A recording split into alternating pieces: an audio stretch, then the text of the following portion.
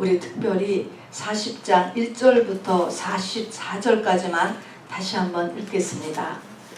40장 1절부터 4절까지입니다. 시작. 내가 여호와를 기다리고 기다렸더니 귀를 기울이시사 나의 부르짖음을 들으셨도다.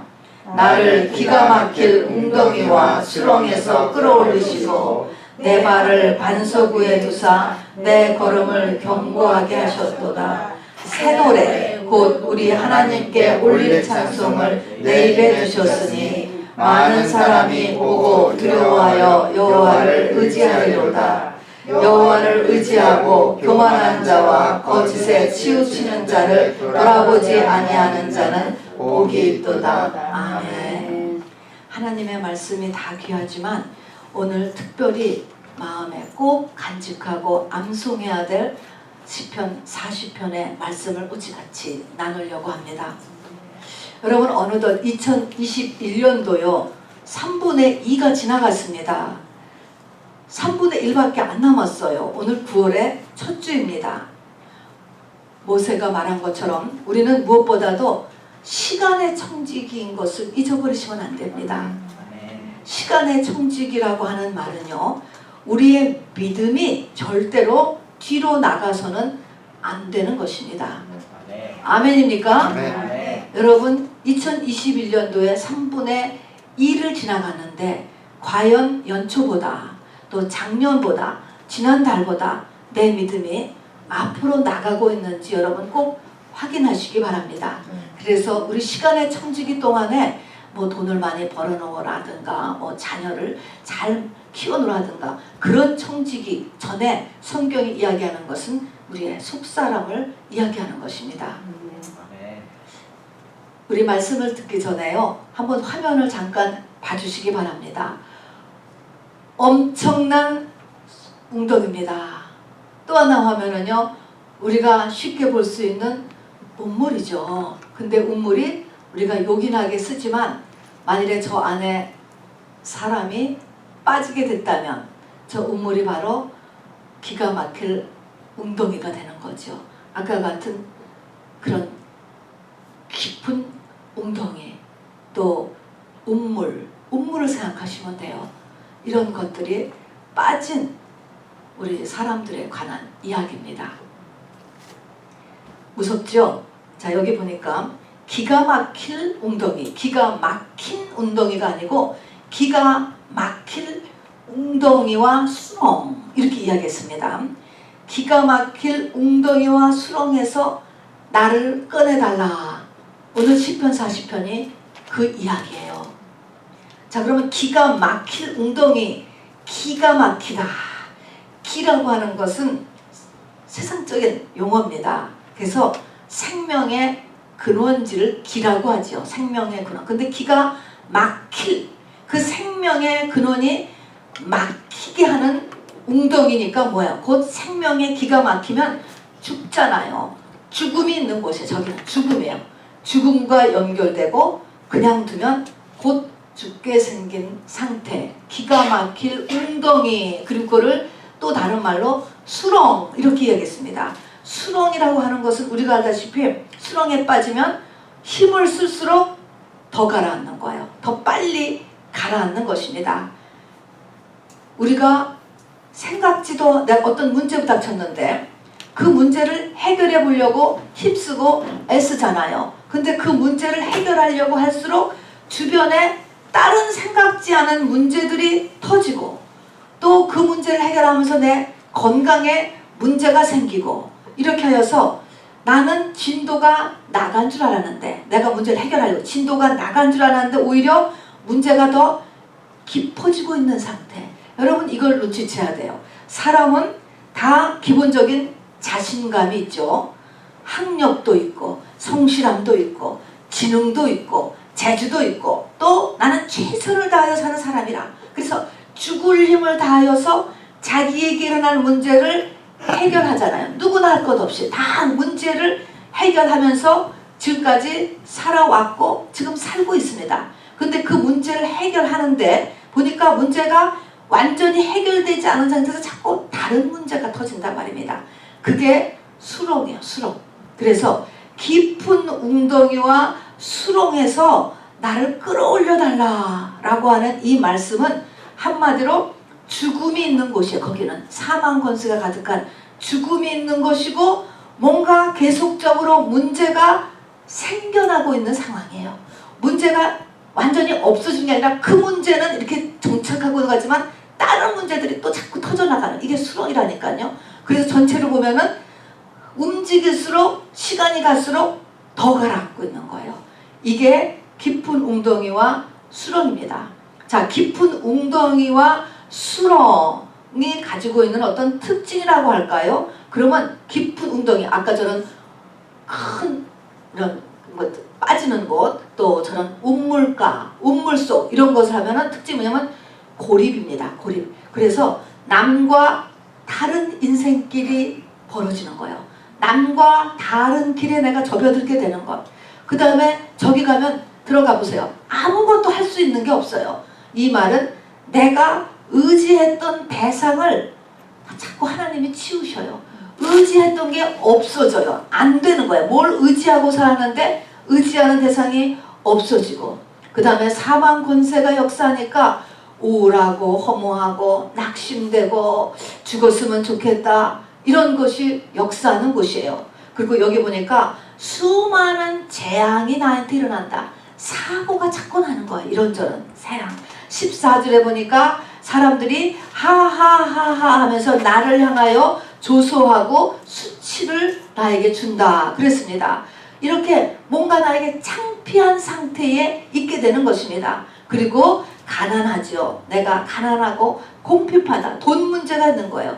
여러분, 제가 지금 말한 이런 것들이 한 가지 이상 내 삶에 있으면서 쉽게 해결되지 않고 있으면 우리 모두가 기가 막힐 웅덩이와 수렁에 빠져 있는 상태라는 것을 깨달으셔야 됩니다. 그래서 시편 40편은요, 나하고 상관없는 이야기가 아니고 우리와 상관이 직접적으로 있는 것을 깨달으셔야 돼요. 그래서 우리가 제일 중요한 것은 내가 이 기가 막힌다니까, 막힐 웅덩이와 수렁에 던져져 있다는 것을 깨달으셔야 돼요. 이게 어떤 특별한 사람만 이런 게 아니고 내가 이게 기가 막힐 웅덩이와 수렁에 던져져 있구나, 이걸 깨달으셔야 됩니다. 기가 막힐 웅덩이에는요, 저 우물같이 물이 있는 곳이 없고 물이 없는 곳이 있어요. 요셉이 던져진 저 구덩이는 물이 없는 구덩이에요. 그러니까 오래 살 수 있는 거예요. 물이 있는 구덩이, 저런 곳에 빠지면 금방 사망에 이르죠. 어찌하였든지 간에 이렇게 기가 막힐 웅덩이와 수렁에 던져졌는데, 성경에 보니까 요셉이 저 구덩이에 던져졌고 모세가 던져졌고 오늘 이 시편 40편을 쓴 다윗이 지금 던져졌기 때문에 이거를 지금 쓴 것입니다. 다니엘이 던져졌고 성경에 나오는 모든 인물들이 다 기가 막힐 웅덩이와 수렁에 던져졌다는 걸 아셔야 됩니다. 자, 그러면 기가 막힐 웅덩이와 수렁에 던져진 사람은 모두 다 나중에 하나님이 쓰는 사람이 되고 축복의 인생이 되고 역전의 인생이 준비되었나요? 여러분 어떻게 생각하세요? 저렇게 기가 막힐 웅덩이와 이 수렁에 던져지면 그 다음은 때가 되면 다 축복의 인생으로 바뀌어지느냐고요. 교회에 발만 들어놓으면 그게 다 돼야만 되는 건가요? 그리고 여러분, 성경은요 절대로 그렇지가 않은 것입니다. 여러분, 대부분의 사람들이 저기에 기가 막힐 웅덩이와 수렁에 던져져서 거기서 파멸로 끝나고 말게 되는 것입니다. 여기서 이기는 자가 돼야 돼. 이기는 자. 이것이 문제인 것입니다. 오늘 다윗이 구덩이에서 나왔어요. 저 기가 막힐 나왔기 때문에 오늘 어떻게 나왔는가라는 것을 쓴 것이 시편 40편이 되는 것이에요. 그리고 모세도 나왔기 때문에, 다니엘도 나왔기 때문에, 요셉도 나왔기 때문에 바로 성경에 기록이 되어 있는 것입니다. 여러분, 광야 1세대 중에서 60만 중에서 몇 명이 가나안에 들어갔습니까? 2명이 들어갔어요. 여러분, 구덩이에서 건져내진 길은 2명, 여호수아와 갈렙만큼 매우 좁은 길이라는 것을 알고 우리가 정신을 번쩍 차려야 돼요. 그래서 이것에 맞춰서 했을 때는 이 하나님의 이 영적인 원리는 과거나 현재나 영원토록 동일하기 때문에 우리에게 그대로 역사한다는 것도 믿으시기를 바랍니다. 네. 하나님의 말씀을 믿어야 돼요, 여러분. 네. 그래서 역사합니다. 자, 그런데 이 기가 막힐 구덩이와 수렁에 던져졌어. 인생에서 던져졌는데 그 던져진 그 밑바닥에는 누가 계시냐면 하나님이 기다리고 계시는 거야. 이거 지금 다 안 보이는 일이죠. 진짜로 이 저 우물 속으로 나를 던져 넣은 것이 아니고 지금 상황이에요. 남과 다른 인생길, 의지했던 것들이 자꾸 없어지는 인생길, 사망 권세가 내면과 환경에 역사되는 인생길, 자꾸 사고 같아지는 인생길, 참으로 창피한 일이 나한테 일어나는 인생길, 첫 번째가 이 돈 문제가 생기는 인생길, 이런 것들이 다 깊은 웅덩이와 수렁인 것이에요. 자, 그런데 그 밑바닥에 하나님이 계시고 그 하나님은 그 떨어진 그 사람에 대해서 확실한 목적을 가지고 있다는 것입니다. 여러분, 여기서 눈을 떠야 됩니다. 그러면 이 구덩이에서 건짐받은 사람은, 그래 우리가 얘기한 거지, 요셉이, 모세, 다윗, 다니엘, 이런 또한 기독교 역사에서도 많은 사람들이 나와요. 간증에 나오는 많은 사람들이 나와요. 그 사람들은 어떻게 변했느냐. 그럼 우리가 흔히 이야기하는, 우리가 뭐 회복을 많이 이야기하니까 그야말로 병이 나았다, 건강이 회복되었다, 잃어버렸던 돈이 뭐 갑절로 회복되었다, 자녀의 문제가 회복되었다. 여러분, 그런 것으로 되는 게 아니에요. 그런 것 때문에 하나님이 저 깊은 웅덩이와 수렁에다가 넣은 것이 아닙니다. 그것이 세상의 것이 돌아왔다라고 하는 것이 아니라 그 깊은 웅덩이와 수렁에 떨어졌던 그 사람이 만일 저서 건져냄을 건져낸다면은 떨어지기 전에는 생각할 수도 없는 사람으로 내가 변해 있다라는 것입니다. 여러분, 새 사람이 되는 거예요. 내가 영혼의 눈이 열리게 되었다는 것입니다. 시력이 2.0이어도요 영혼의 눈은 다 닫혀 있는 것입니다. 그리고 먹었던 귀가 열려서 하나님의 음성을 듣고 하나님의 세계를 보고, 하나님의 세계는 진리의 세계인 것입니다. 이 성경이 그냥 알 수 없는 글이 아니고 하나님의 음성으로 들려오게 되는 귀로 변하는 것이지요. 이것을 거듭났다 이렇게 이야기하는 것입니다. 그런 사람은 어떠냐? 새 노래를 부른다는 거야. 우리 오늘 40장 2절에 그는 새 노래를 부른다. 새 사람이 된다는 것입니다. 그래서 어떤 사람이 되느냐? 여기 2절에서 금방 얘기하는 것처럼 새 노래를 부르는 사람. 여러분, 새 노래라고 하는 것은, 이 새 노래는 계시록에 가서 나와요. 새 예루살렘 성에 있는 사람은 다 새 노래를 불러요. 똑같은 노래, 똑같이 우리가 찬송가 150장, 170장을 불러도 바로 내가 속에서 달라지면 우리가 요즘에서도 조금 새 노래가 될 수 있죠. 감동이 다른 거예요. 그런데 완전히 새 노래를 부른다. 요한계시록 14장 3절에 보면 제가 읽어볼게요. 그들이 보좌과 내생물과 장로들 앞에서 새 노래를 부른다. 보좌 앞에 있는 거야, 하나님의 새 예루살렘 성에서. 그런데 그들은 땅에서 속량함을 받은 14만 4천 밖에는 능히 이 노래를 배울 자가 없더라. 이 사람들은 땅에서 속량함을 받은 사람들이다 그랬습니다. 우리가 다 예수 믿으면 죄사함을 받는데 그 죄사함을 받는 거하고 이 속량함을 완전히 받다, 속량이라고 하는 단어는 조금 또 달라요. 이 속량함을 받았다는 것은 그야말로 노예 시장에서 예수님의 피로 그 노예를 사온 것, 그걸 속량입니다. 그러니까 주인이 바뀌었잖아요. 노예가 주인이 바뀌었으니까. 다시 말해서 내 인생의 주인이 나가 아니고 누가 됐어요? 예수님으로 완전히 된 사람들이라는 것입니다. 그래서 이 표현을 여러 가지로 하는 것입니다. 그래서 그 사람은 또 여기 보니까 내 발을 반석 위에 두사 나를 견고케 하셨다 이렇게 얘기했습니다. 성경에서 반석, 돌이 나오면은요 두 가지를 항상 생각해야 돼요. 에베소서 2장 20절 같이 사도들과 선지자들의 터가 반석이에요. 사도들과 선지자들의 터, 또 하나는 모퉁이 돌입니다. 이것이 바로 반석을 나타냅니다. 반석, 사도들과 선지자들의 터, 모퉁이 돌 다 같은 것입니다. 그래서 이거는 그 사람 안에 성전이 지어진 거야. 성전. 이 사람은 성전이 지어진 사람이에요. 또 여기 보니까 많은 사람들이 나를 보고 두려워하면서 하나님을 의지한다는 거예요. 이렇게 되면요, 사람들이 그 사람을 두려워하는 마음이 된다는 거예요. 그 사람의 세상 지위에 상관이 없습니다. 그러면서 하나님을 찾더라 하는 것이지요. 여기에 보니까 이렇게 되면요, 또 그 사람이 어떠냐면 주의 뜻 행하기를 기뻐하며 주의 법이 나의 심중에 있나이다. 이렇게 고백했어요. 주의 뜻 행하기를 기뻐한다. 항상 내 뜻과 주의 뜻이 같지 않습니다, 여러분. 근데 주님의 뜻을 알아서 내가 주님의 뜻 행하는 것이 기뻐. 그 다음에는 주의 법이 나의 심중에 있다. 심중이라는 것은 마음 중심이에요. 여러분의 마음 중심에 뭐가 있어요, 지금? 마음 중심에 성경 말씀이 있다는 것입니다.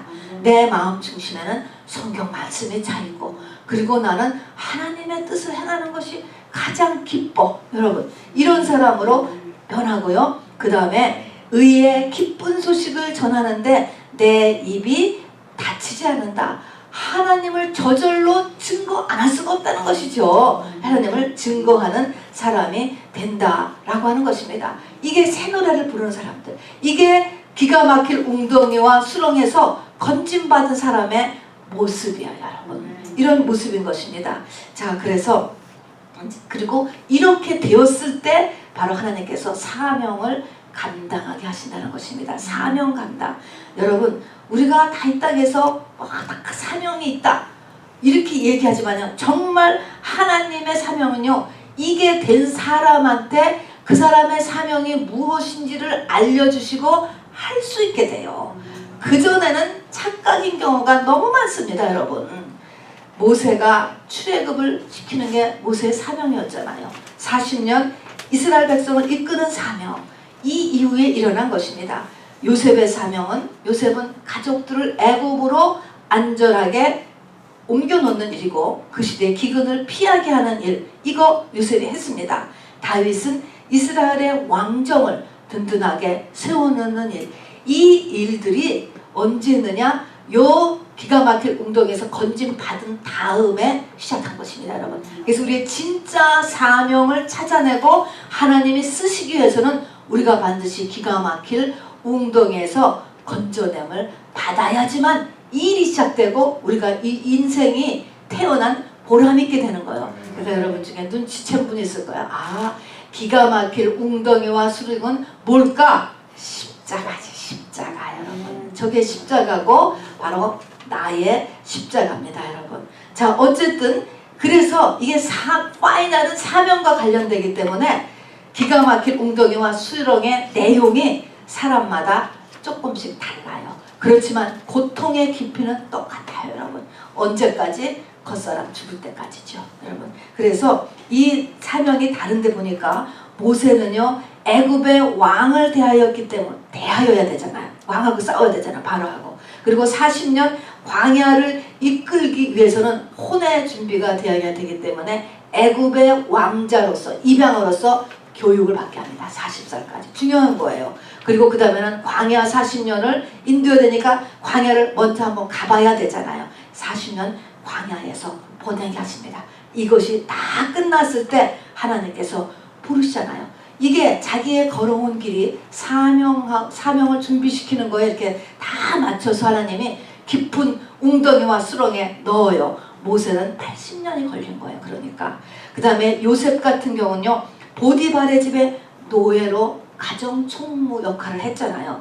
살림을 했어요, 살림.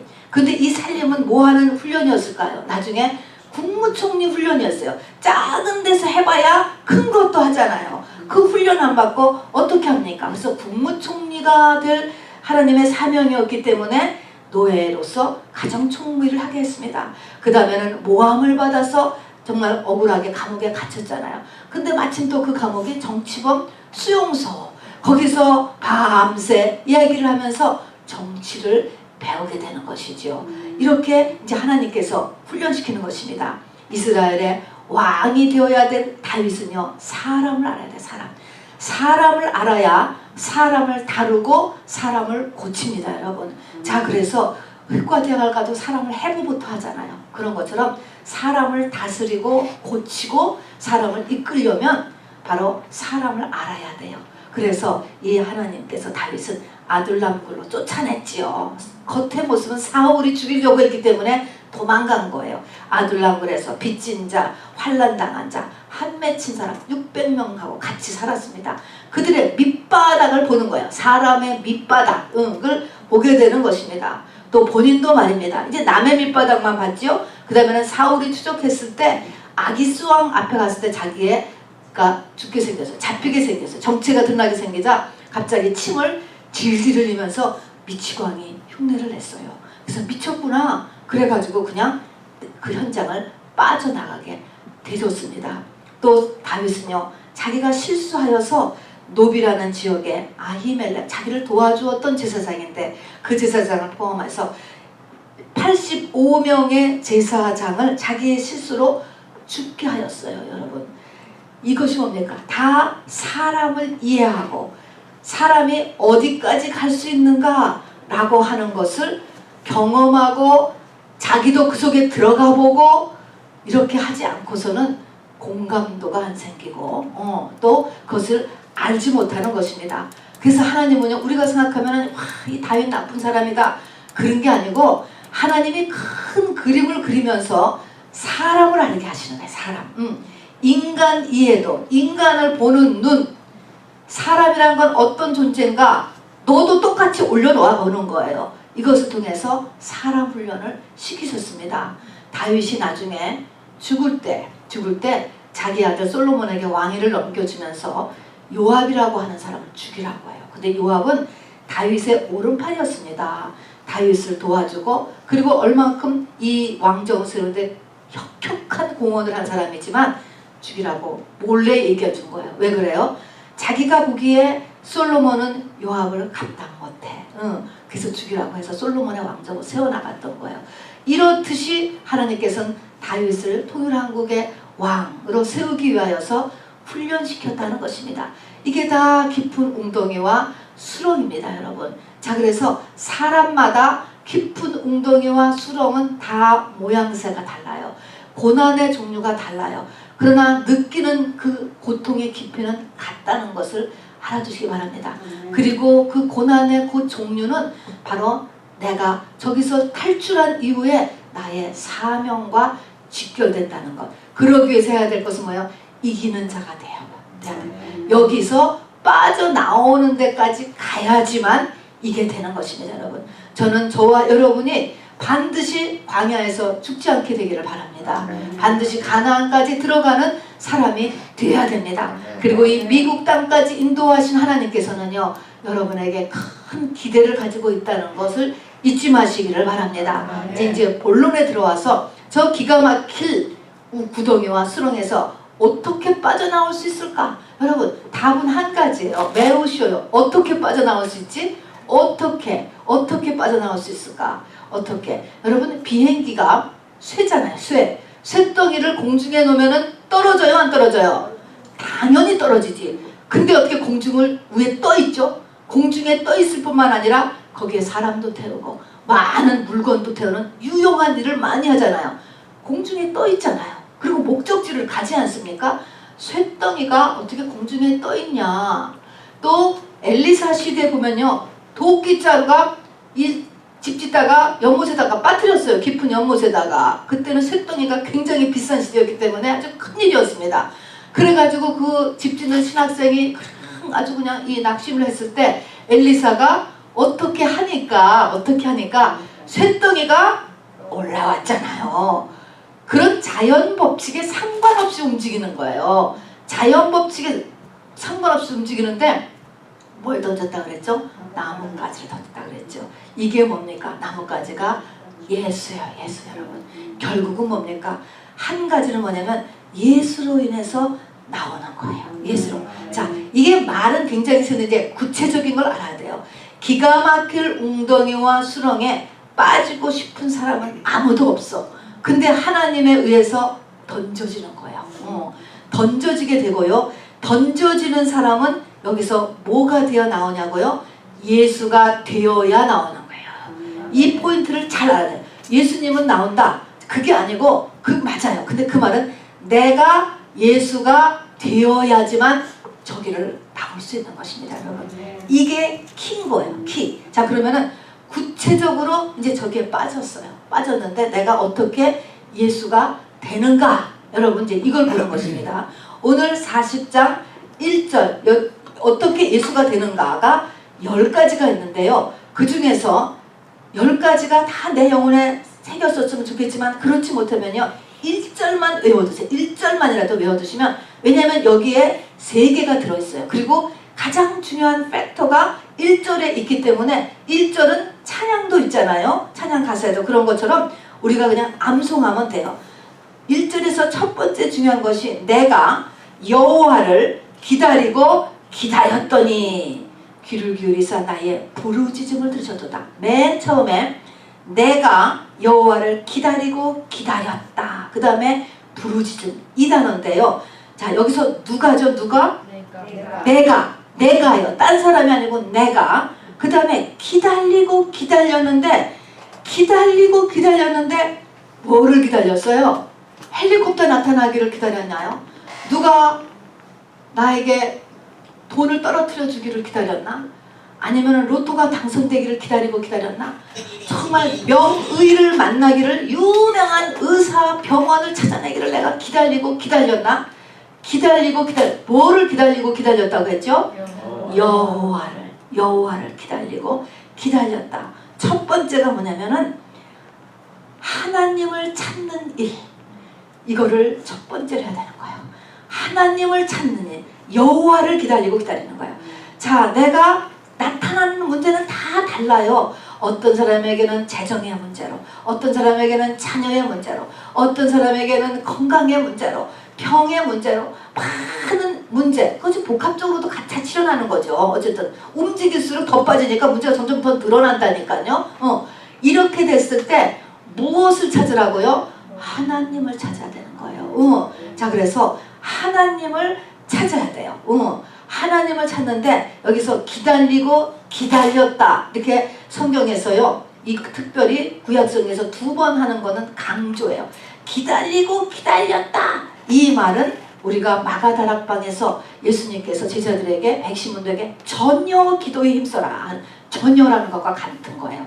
기다리고 기다렸다. 올인해라 라는 것입니다, 여러분.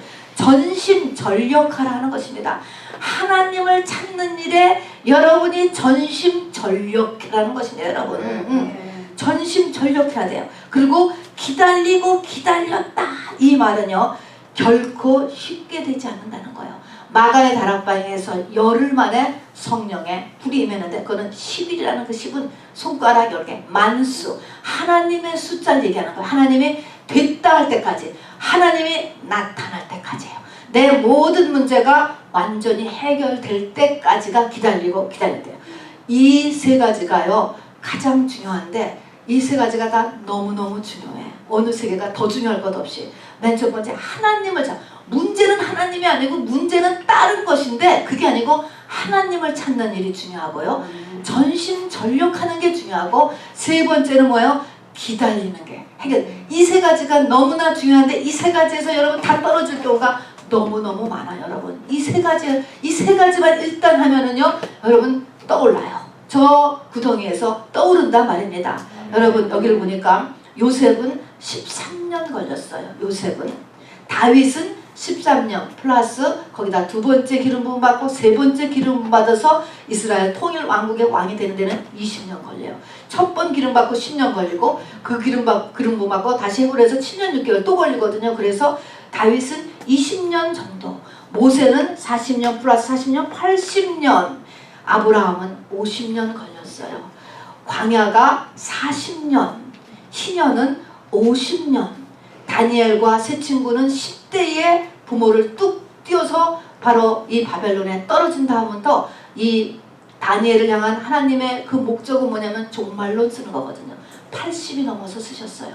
그러니까 그분도 뭐 50이 넘는, 훨씬 넘는 이렇게 연세가 그 기간을 통과하잖아요. 자, 그래서 우리가 저 기가 막힐 웅덩이와 수렁에서 빠져나오는 길은요, 기간은 제가 아무리 찾아봐도 미니멈이 13년인 것 같아요. 요셉같이 정말 아브라함과 이삭과 야곱과 믿음의 아브라함의 직계 4대 후손이에요. 그러면서 요셉은 특별히 어릴 때부터 아버지가 정말 말씀 안에서, 할아버지가 말씀 안에서 키웠거든요. 그런 요셉이 13년, 그리고 하나님이 함께 하시고 그래서 요셉의 생애는 정말로 하나님 앞에 어긋장을 놓는 일이 없잖아요. 그렇게 갔을 경우에가 13년이니까 저는 아무리 빨라도 13년이다. 아무리 빨라도 이것을 여러분이 기다리셔야지 돼요. 그러니까 13년이 벌써 지났는데요. 당연히 지났겠죠. 광야에 40년을 지나고도 대부분이 안 됐으니까. 그러니까 40년, 50년, 70년 죽기 전까지 되기만 해도 영생이 보장되고 내 주변에 복을 남겨주니까 할렐루야인 거죠. 자, 그래서 오래 기다려야 돼요. 자, 이 기간이 너무너무나 중요하고도 힘든 기간이에요. 그래서 여기에 위로가 필요합니다, 여러분. 공동체의 협력이 필요합니다. 자, 내가 좋아하지 않는 시간이에요. 내가 원치 않는 시간들이에요. 정말 왜 내 인생에 이렇게 살아야 돼?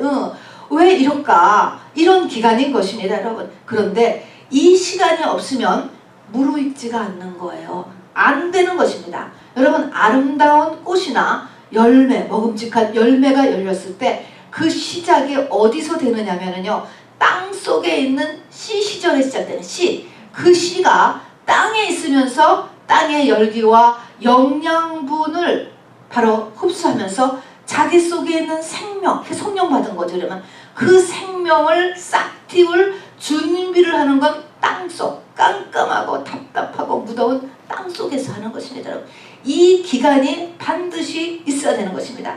이 기간에 싹을 준비하고 형체를 다 준비하는 것입니다.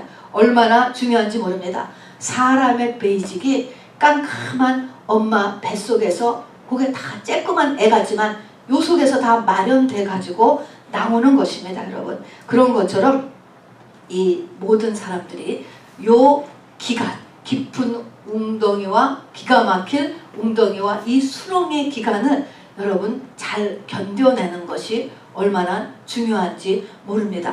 자, 그래서 여기서 하나님을 기다리면서 이제 세 가지가 있죠. 하나님을 여호와를 찾아야 되고, 그 다음에 전심전력해야 되고, 그리고 인내해야 돼. 인내 이 기간.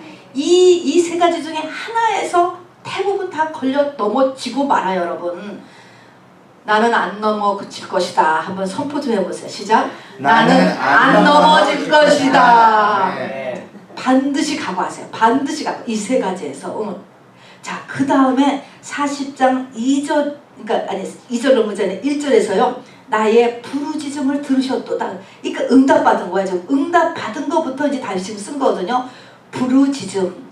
이 기간 동안에 해야 될 거 또 하나가 뭐냐면 부르짖는다. 기도 생활입니다, 여러분. 자, 그래서 기도 생활을 해야 되는데 이 기도하는 내용이 그 뒷부분에 가서 쭉 써있어요. 무엇을 기도하느냐? 17절에 보니까 하나님이요, 지체하지 마소서. 뭡니까? 하나님 빨리 좀 해주세요. 이거 기도로 하라는 거예요, 여러분. 마음이 답답하잖아요. 기도로 하라고, 하나님 앞에. 지체하지 마소서. 13절에 가서 보니까 하나님 저에게 은총을 베푸소서. 이 은총은 뭡니까? 아까가처럼 그 세 가지, 또 그 이후의 것에서도 사람이 다 걸려 넘어지고 마는 거예요. 광야 40년에서 다 광야에서 죽고 마는 거예요.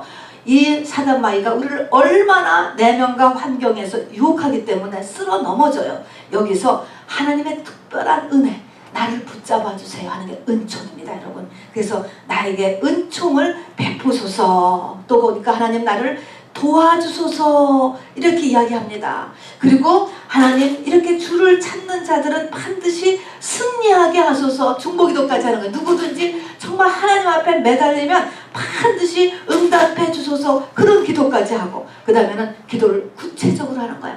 뭐를 어떻게 해주시고 뭐를 어떻게 구체적으로 하나님 앞에 기도하고, 그 다음에 자기 감정을 쏟아내는 기도를 해야 돼요. 여기 하니까 다 나를 조소하는 사람들을 또 다 수치를 당하게 하고 낭패를 당하게 하고 다 욕을 보게 해달라. 하나님 앞에서는 이렇게 욕하고 저주하고 그런 것이 하나도 문제되지 않아요. 죄되지 않아요. 사람 앞에서는 죄가 되는데 하나님 앞에서 기도는 문제되지 않습니까? 자기 감정을 다 토로하는 기도를 이렇게 하는 것입니다. 자, 그래서 이렇게 부르짖음을 하나님 앞에 할 수 있어요. 그러니까 기도 생활을 하지 않으면 여기서 문제가 깊어지고 오래 걸리고 더 하는 것이죠. 그러니까 반드시 그 다음에 하는 것은 나의 부르짖음을 들으셔도 하는 것처럼 부르짖는 생활, 기도 생활, 간절한 기도를 이야기하는 것입니다. 이런 것을 하기를 바랍니다. 그 다음에 보니까는요, 이 5번째 중요한 것은 맨 처음에 1절에서 3개 했죠. 그 다음에 기도 생활 해야 되는 거 했죠. 5번째 하는 것은요, 교만한 자와 거짓에 치우치지 않게 하소서. 이 말은 내가 교만한 자와 거짓 사람들을 만나지 않게 하소서, 이 말입니다. 시편 142편 동굴기도라는 것이 있어요. 거기서도 보면은 어려우면, 내가 굉장히 어려운 처지에 속하면 사단이 내 주변에 나를 망하게 하려고 올무를 친다는 거예요. 내 오른편 왼편 뭡니까? 여러분, 힘들 때 조심해야 돼요. 힘들 때 마귀가 보낸 사람을 만나면 안 돼요.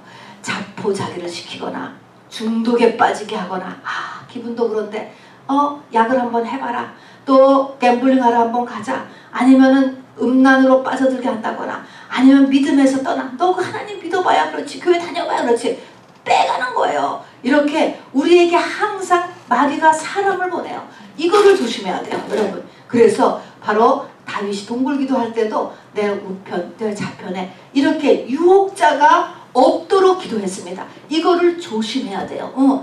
내가 굉장히 지금 환경이 어려워. 환경이 어려울 때 마귀가 나의 어려운 환경을 이용한다는 것도 잊지 마시길 바랍니다.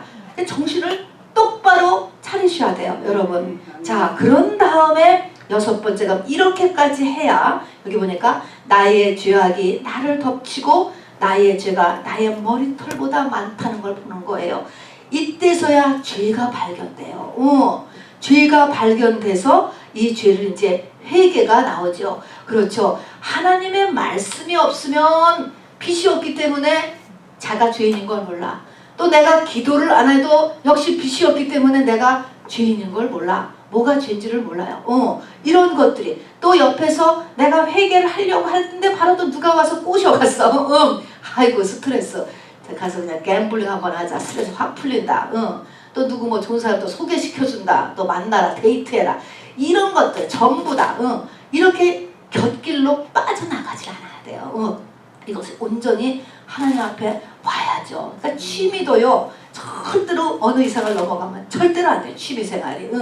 하나님이 지금 목적하는 거에서 삐껴나가게 만듭니다, 여러분. 그래서 여기까지 갔을 때 6번째에서 바로 회개를 하기 시작합니다. 회개를 하면서 이제 이 기간을 보낼 때 자기의 내면을 점검하고 변화시키는 일이 필요해요. 자, 여기 승리한 사람들의 특징이 있어요. 첫 번째가 뭐냐면은 말입니다. 성실한 거야, 성실한. 요셉을 열쇠 맡은 자, 이렇게 얘기해요. 다윗은 아비의 몇 양을 아주 성실하게 치웠어. 많은 양도 안 맡겨주고 몇 양 맡겨줬는데 바로 이 양이 그냥 사자가 또 곰이 와서 잡아가면 쫓아가서 막 악을 쓰고 빼오고, 성실한, 작은 일에 성실한 거예요. 오직 형체였으면 열쇠 맡은 자, 집안에 창고에 열쇠도 다 주고 믿을만 하니까 주는 거죠. 감옥에 가서 또 감옥의 키도 또 줬어요. 이렇게 하면서 성실함이 우리 속에 있어요. 하나님 있으세요. 하나님은요, 성실함으로 내 식물을 사면지니라. 그래서 예수 믿는 사람은 절대 성실해야 되고, 성실하지 않으면 성령 역사가 없어요. 이건 우리의 삶의 태도예요, 여러분. 그러니까 이 성실하지 않은 사람은 이것부터 고쳐야 돼. 지금 이것부터 회개를 시작을 해야 되는 것입니다. 그래서 성실함을 이제 우리가 우리 속에 발견해야 되고요. 그 다음에는 하나님 의지하는 훈련을 해야 돼요. 우리는 하나님 의지하는 훈련이 하나님 의지 못하지. 당연히 의지가 안 돼. 아무리 교회 가서 그래도 하나님 의지가 안 돼. 하나님 의지하기보다는 의사를 의지하고, 변호사를 의지하고, 돈을 의지하고, 권력자를 의지하고, 이렇게 되죠. 근데 이렇게 하면 시간이 자꾸 끌어져요. 하나님을 의지하는 것, 이 의지하는 훈련을 우리가 해야지 됩니다, 여러분. 그러니까 하나님 앞에서 우는 수밖에 없어요. 와서 간절하게 이것을 하나님 의지하도록 해야 됩니다. 그 다음에는 그 기간이 있잖아요. 이게 지금 이 기가 막힐 웅덩이와 저 수렁에 빠졌어. 죽지는 않지만 나가지도 않고 나갈 수도 없고 굉장히 어려운 상황에 지금 갇혀 있는 거야.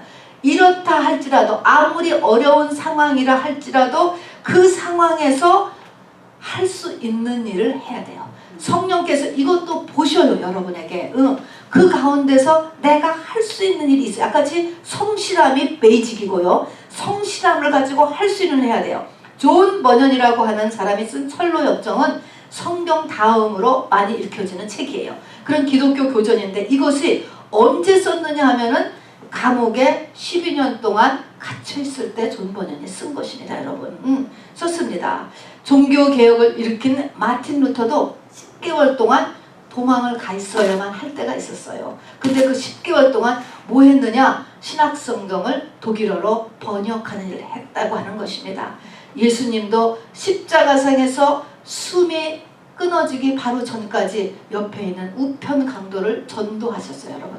이렇게 무엇인가 하나님의 일을 여러분 하는 것, 여러분 이것이 중요하다는 것입니다. 자, 그리고 그 다음에는 여기서 이제 뜨잖아요. 이렇게 떠올라와야 되는데 올라갈 때마다 승진이죠. 어떻게 보면 올라가고 그리고 완전히 저 기가 막힌 웅덩이를 빠져나올 때 반드시 하나님의 테스트가 있다는 테스트. 이 테스트에서 합격을 해야 돼요.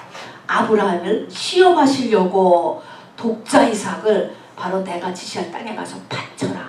우리는 시험하시려고를 상상해서 보지만 아브라함은 그거 몰랐잖아요. 진짜 죽이는 줄 알았잖아요. 그렇게 돼요. 그럼에도 불구하고 삐껴. 내 생각이 금방 올라오잖아. 계산이 올라오잖아. 여러분 이게 얼마나 어려운지 몰라요. 여기서 내 생각, 내 계산이 아니고 하나님 쪽을 택하는 훈련을 계속 해야 돼요. 이 시험, 승진 시험에서 이겨야 되죠. 다니엘이요, 사자굴에 던져줄 때도요, 그냥 하지 말라 그런 게 아니잖아요. 21일만 안 하면 돼. 21일만 그 왕이 아닌 딴 사람한테 기도하지 않으면 되는데 21일 동안에 기도하면 사자굴에 던져진다. 지금까지 쌓아온 공로가 바로 이방 땅에서 80세까지 국무총리로 잘 있었는데 그래도 뭐야? 이 세상의 모든 것보다 위가 하나님의 뜻이에요, 여러분. 다니엘은 하나님은 기도를 계속하기를 원하신다. 이 한 성령의 감동 때문에 지금까지 싸우는 모든 것을 다 버리기로 하신 거죠. 살아나올 거라고 생각하신 게 아니었죠. 그냥 사자굴에 던졌어요. 사자들이 입을 다물었어. 이게 뭡니까? 바로 이게 자연계의 법칙, 이것이 다 오버컴 되는 거예요. 다 이렇게 된 거는 모든 이런 자연 원칙이 다 떠나간다니까요. 그리고 사자굴에서 건진 받은 다음에 종말의 계시가 그때 열리게 되는 것이죠. 완전한 자유죠. 완전한 자유. 주님을 보게 되는 것이죠. 자, 그래서 졸업시험과 승진시험이 있다. 이렇게 10가지예요, 여러분. 이 10가지를 우리가 잘 명심하면서 우리가 나아갈 때, 신앙생활을 해 나갈 때 이게 우리가 점점 떠올라서 날아가는 것입니다. 자, 이렇게 하면서 다윗이 깨달은 게 2가지가 있어요. 여기 보니까요. 6절에 보니까 이 하나님이 제사나 제물이나 번제나 속죄제를 요구하시는 게 아니고 한 몸을 예비하셨다. 이런 말이에요. 참 어려운 말이에요. 이런 거를 요구하시는 게 아니고 다른 거를 요구하신다. 딱 이렇게 얘기했으면은 금방 알아들었을 텐데 말씀을 이렇게 했기 때문에 이거는 관심 있는 사람만 알아듣는 거예요.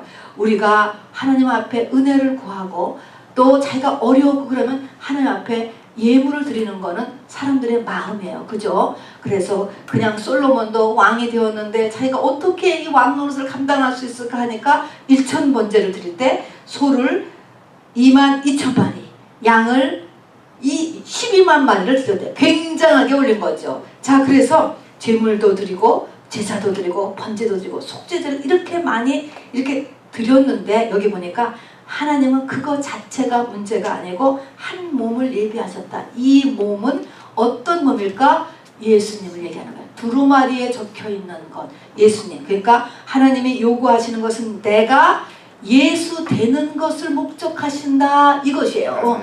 하나님이 너의 돈 자체를 원하시는 것이 아니고 하나님은 네가 예수 되는 것을 원하셨다, 이 말이야. 그래서 한 몸을 예비하셨다라고 하는 것을 깨달았어.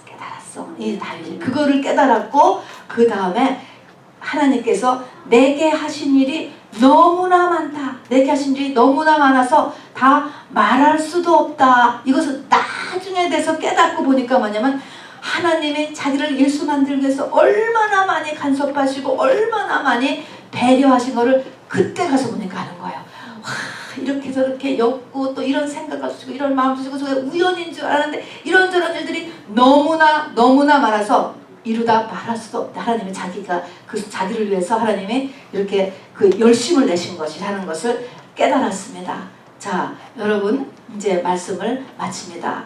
하나님이 택한 백성, 신부로 택한 백성, 또 하나님의 사명자는 기가 막힌 웅덩이와 수렁에다 그 인생을 넣습니다. 여러분, 이거는 요셉이 형제들의 힘을 거역할 수 없었던 것처럼 하나님에서 떨어지는 것 때문에 아무도 못 말려요, 여러분. 그런데 이것을 빠져나가는 것은 뭐로 빠져나간다고? 예수로만 빠져나가는 거예요. 내가 예수가 돼야만 빠져나갈 수 있는 거예요. 예수가 된 만큼 이걸 견딜 수 있는 힘도 생겨요. 우리가 소화제 알카세저를 물에 넣으면 알카세저가 빡빡빡빡 부풀어 오르듯이, 누룩을 넣으면 보글보글 부풀어 오르듯이 내가 그렇게 떠오르는 거예요. 내 안에 예수의 분량만큼 견딜 힘이 생기다가 나중에 비상을 하게 되는 것입니다. 여러분, 그래서 힘으로도 안 되고 능으로도 안 되고 오직 여호와의 신으로만 된다라고 마지막 때에 바로 이런 일이 일어날 것을 이야기하고 있는 것입니다. 힘으로도 안 되고 능으로도 안 돼요.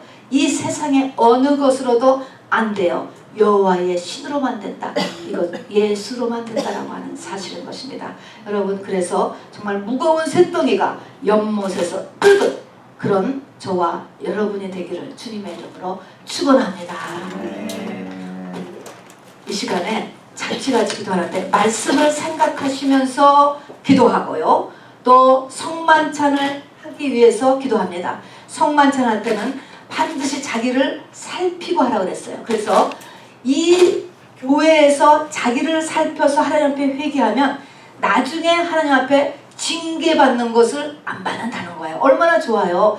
회개하면 징계를 안 받는다니까. 그래서 우리가 꼭 자기를 살피라. 특별히 이제 우리가 예수님을 먹기 전에 자기 자신을 살피는 기도, 오늘 말씀을 생각하시면서도 내가 그렇게 살지 않은 부분들을 우리가 돌아보고 회개할 수 있게 되기를 바랍니다. 우리 시간에 같이 말씀 생각하시고 또 성만찬을 준비하는 기도를 같이 통성으로 하시겠습니다. 주 예수여